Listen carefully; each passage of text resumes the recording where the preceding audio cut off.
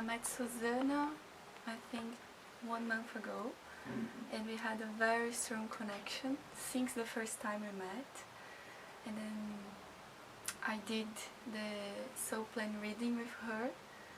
It was really interesting because I just gave Susana my name, my full name, and she brought back a lot of information about myself, and everything like matched with what I am. So it was really incredible to see that, because everything that Susana was telling was like, oh, that's me. How does she know that? Was really, really amazing. And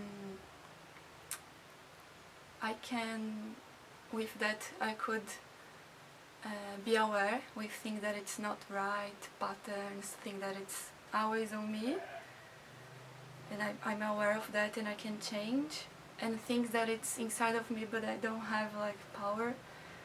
She gave me lots of power to, she pushed me to do the right things, and I really recommend to do the self-plan reading with Susana.